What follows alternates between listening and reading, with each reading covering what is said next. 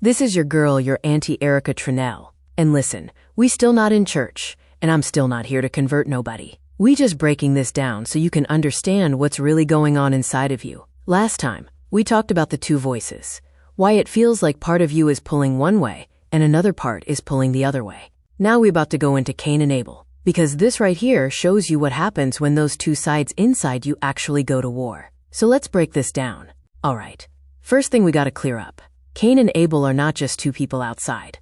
We're looking at this as two parts inside your system. Two different ways you operate. Abel represents alignment. This is when you're operating from awareness. You're calm, you're clear, you're doing what you know is right for you. Cain represents reaction. This is when you're operating from impulse, emotion, frustration. You're not thinking clearly, you're reacting. So now you got two parts inside you, one that's aligned and one that's reactive. Now let's talk about the offerings. This is important because offerings represent what you produce from your system. Abel brings the best of what he has. That represents when you operate in alignment. You're making decisions that actually benefit you.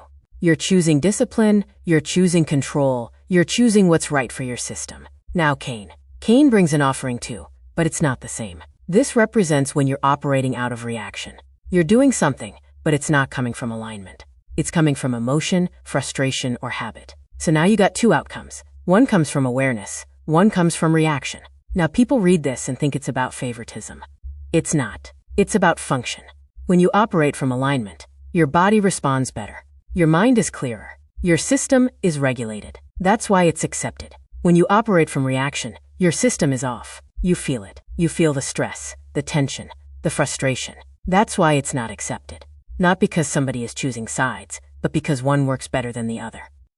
Now watch this. Cain gets angry. That's the reaction. That's what happens when your reactive system sees that your aligned self is doing better. You feel that frustration inside. You ever knew what you should be doing, but you didn't do it, and now you feel irritated? That's Cain. That's the reactive part of you getting upset. Now here's the part people miss. Genesis says, if you do well, you'll be accepted. If not, sin is at the door. Now let's translate that. This is awareness speaking. This is that voice inside you saying, you already know what to do. But if you don't do it, that impulse, that reaction, that behavior, it's right there waiting.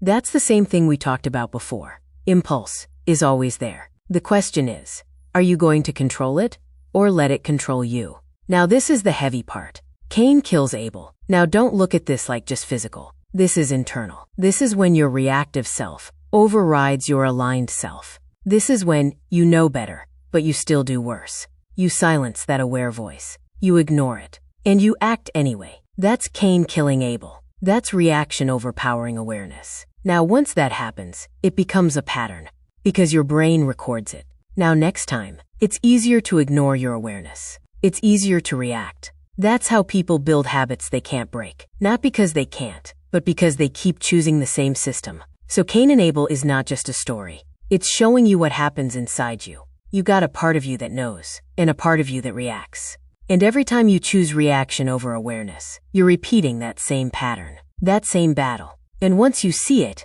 you can't unsee it. We're not here to follow. We're here to understand.